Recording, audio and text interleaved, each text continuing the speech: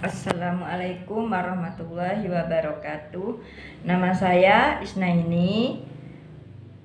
Saya mahasiswi Institut Agama Islam Al-Qadiri, Prodi Piawut kelas 1A. Di sini saya akan menjelaskan tentang karomah-karomah Syekh Abdul Qadir Al-Jailani. Syekh Abdul Qadir Jailani adalah ulama besar dan seorang sufi yang merupakan waliullah dengan gelar Sulhanul Aulia atau rajanya para wali. Syekh Abdul Qadir Jailani adalah orang yang soleh, alim, tinggi ilmunya, dan memiliki akhlak yang baik serta selalu mencontoh Rasulullah SAW. Beliau lahir pada tahun 470 Hijriah atau 1077 Masehi serta meninggal pada tahun 561 Hijriah atau 1166 Masehi.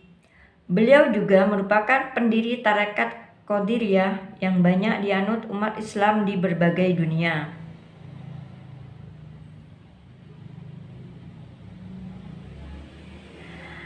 Maka dari itu, kami akan membahas mengenai karomah Syekh Abdul Qadir Jailani.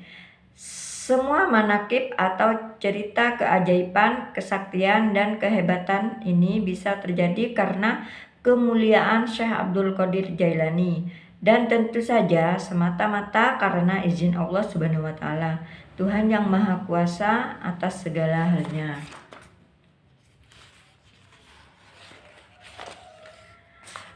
Karomah Syekh Abdul Qadir Jailani yang pertama yaitu bisa mengetahui kesucian para santrinya, di mana pada saat adzan duhur berkumandang, ada seorang santri yang bangun dan buru-buru mau adzan. Dia habis tidur hingga dirinya bermimpi basah. Dia langsung bangun dan tidak sempat mandi besar. Karena seandainya dia mandi terlebih dahulu, maka dia tidak akan mendapatkan giliran pertama untuk membaca kitab di hadapan Syekh Abdul Qadir. Sehingga dia memutuskan untuk langsung mengikuti pengajian tanpa mandi junub dulu.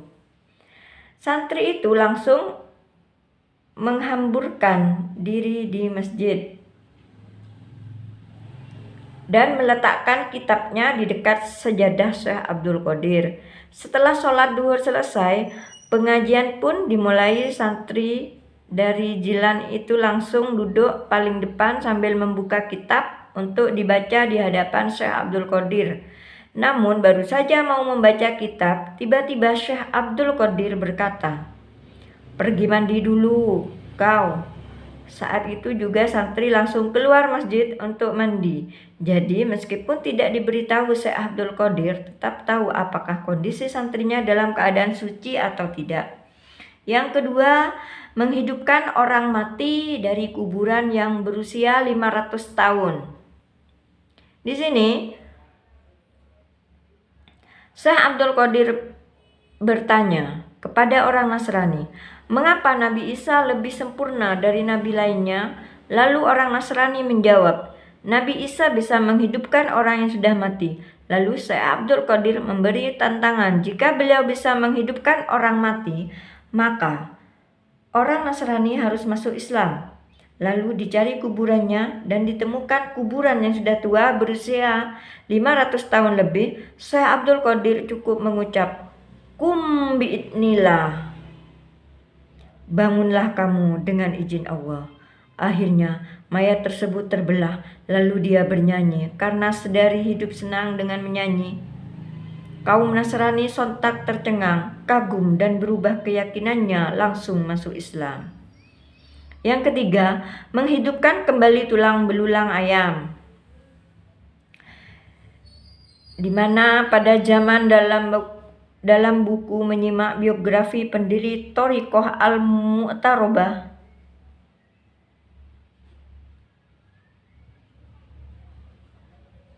Thariqah Al-Mu'tabaroh, diriwayatkan bahwa ada seorang perempuan datang menghadap Syekh Abdul Qadir Jailani dengan mengantarkan anaknya untuk berguru dan mempelajari ilmu suluk. Kemudian Syekh Abdul Qadir memerintahkan agar anak tersebut belajar dengan tekun mengikuti cara-cara orang salaf dan ditempatkan di ruang sepi. Berapa kemudian ibu tersebut selaku orang tua murid datang menengok anaknya dan dilihat tubuh anaknya menjadi kurus. Makannya harus roti kering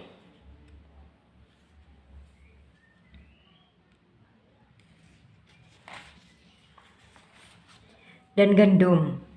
Ibu tersebut kemudian masuk ke ruang Syekh Abdul Qadir Jailani, melihat di hadapannya tulang-tulang sisa makanan daging ayam yang sudah bersih. Ibu tersebut berkata, "Menurut penglihatan saya, Tuan Syekh makan dengan makanan yang serba enak, sedangkan anak saya badannya kurus karena makannya hanya bubur gandum dan roti kering. Untuk itu, maknanya sehingga ada perbedaan." Mendengar perkataan itu, Syekh Abdul Qadir meletakkan tangannya di atas tulang-tulang ayam sambil berkata, Kumi bi iznillahi ta'ala alladhi yuhyil idama wa hiya ramim. Berdirilah dengan izin Allah Subhanahu wa taala yang menghidupkan tulang belulang yang sudah hancur. Lalu berdirilah tulang belulang itu menjadi ayam kembali sambil berkokok. Tidak ada Tuhan selain Allah. Muhammad utusan Allah. Syekh Abdul Qadir Jailani kekasih Allah. Syekh Abdul Qadir lalu berkata pula kepada ibu dari muridnya tersebut, "Kalau anakmu bisa berbuat seperti ini, maka ia boleh makan seenaknya asal halal." Ibu tersebut merasa malu kepada Syekh Abdul Qadir dan memohon maaf atas prasangka buruk. Dengan keyakinan yang bulat, ibu tersebut menyerahkan anaknya kepada Syekh Abdul Qadir untuk dididik. Yang keempat, bisa terbang di udara dan memandang Lauh Mahfudz. Tertulis dalam riwayat bahwa Syekh Abdul Hafaz menyatakan Syekh Abdul Qadir Jailani bisa melayang di udara dan berkata, "Matahari tidak pernah terbit tanpa mengucapkan salam kepadaku. Demi kemuliaan dan murka Allah, aku melihat semua manusia yang baik maupun yang jahat. Mataku tertuju pada Al-Laum Al-Mahfudz. Berkali-kali aku menyelam ke samudera ilmu dan kebijaksanaan yang dianugerahkan oleh Allah, dan akulah kebaikan murni Allah kepada manusia dan utusan khusus kakekku Rasulullah SAW, dan akulah khalifah beliau di bumi." 5. Bisa mendidik jin dan makhluk gaib. Kedalaman ilmu agama yang beliau miliki, tidak sedikit kejadian gaib yang selalu dialami oleh Syekh Abdul Qadir. Dahulu pernah bermukim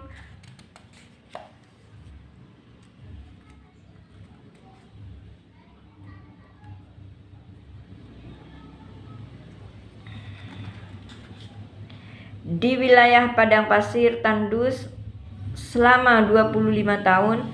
Sering sekali Syekh Abdul Qadir diikuti oleh makhluk gaib sebangsa jin di wilayah itu.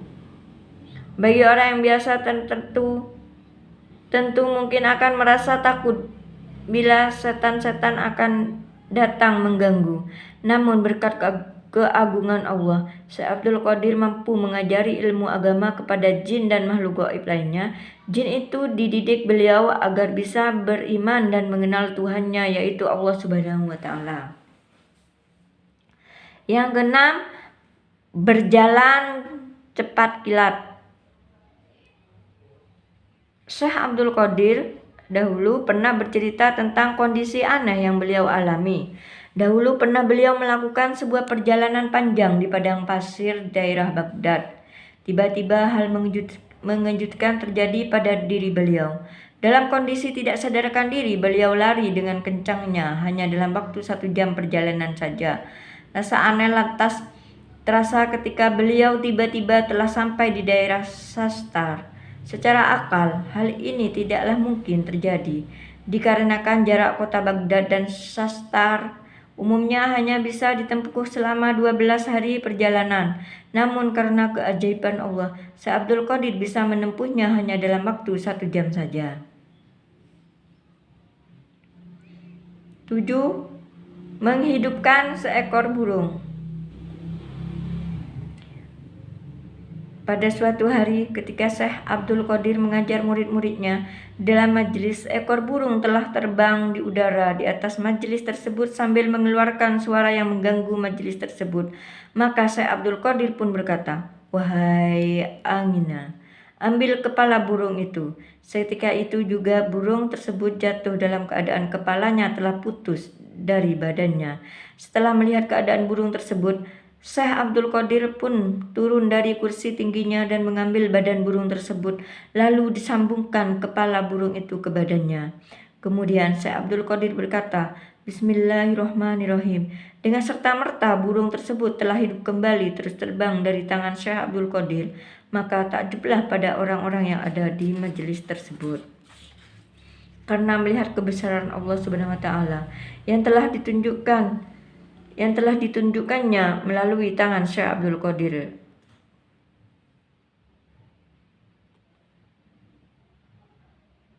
8. Berada di banyak tempat dalam waktu bersamaan.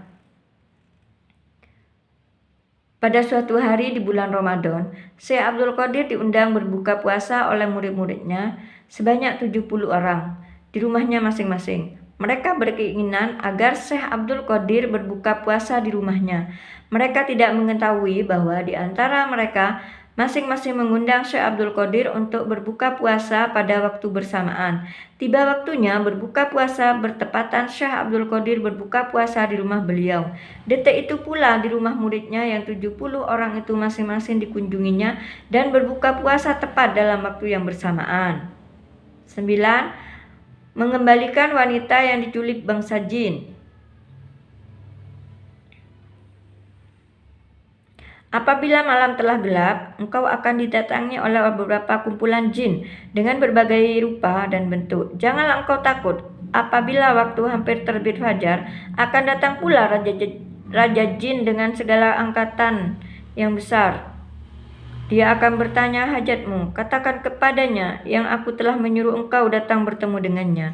Kemudian ceritakanlah kepadanya tentang kejadian yang telah menimpa anak perempuan itu. Lelaki itu pun pergi ke tempat itu dan melaksanakan arahan Syekh Abdul Qadir itu.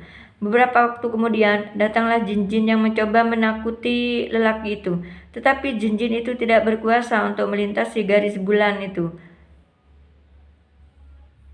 Maksudnya garis bulanan. Jin-jin itu telah datang bergiliran dan akhirnya datanglah Raja Jin yang sedang menunggang seekor kuda dan telah disertai oleh rombongannya yang besar dan hebat rupanya. Raja Jin itu telah memberhentikan kudanya di luar garis bulatan itu dan telah bertanya kepada lelaki itu, "Wahai manusia, apakah hajatmu?" Lelaki itu telah menjawab, "Aku telah disuruh Allah Syekh Abdul Qadir untuk bertemu denganmu." Begitu mendengar nama Syekh Abdul Qadir diucapkan oleh lelaki itu, Raja Jin itu turun dari kudanya dan terus mencium bumi. Kemudian Raja Jin itu duduk di atas bumi disertai dengan seluruh anggota rombongannya. Sesudah itu Raja Jin itu menanyakan masalah lelaki itu. Lelaki itu pun menceritakan kisah anak perempuannya yang telah diculik oleh seorang jin. Setelah mendengar cerita lelaki itu, Raja Jin itu pun memerintahkan agar dicari si jin yang bersalah itu. Beberapa waktu kemudian telah dibawa ke hadapan Raja Jin seorang jin lelaki dari negara Cina bersama-sama dengan anak perempuan yang telah diculiknya. Raja Jin itu bertanya, "Kenapa engkau menculik anak manusia ini? Tidakkah engkau tahu dia ini berada di bawah naungan Al-Quds?" Jin lelaki dari negara Cina itu telah mengatakan dia jatuh cinta pada anak manusia. Raja Jin itu pula telah memerintahkan agar dipulangkan perempuan itu kepada bapaknya. Dan jin dari negara Cina itu pun telah dikenakan hukuman pancung kepala. Lelaki itu pun mengatakan rasa takjubnya dengan segala perbuatan Raja Jin itu yang sangat patuh kepada Syekh Abdul Qadir. Raja Jin itu berkata pula, sudah tentu karena Syekh Abdul Qadir melihat dari rumahnya semua kelakuan jin-jin yang jahat dan mereka semua sedang berada di jauh tempat di atas bumi karena telah lari dari sebab kehebatannya. Allah Ta'ala telah menjadikan Syekh Abdul Qadir bukan saja Al-Qud bagi umat manusia, bahkan juga ke atas seluruh bangsa jin.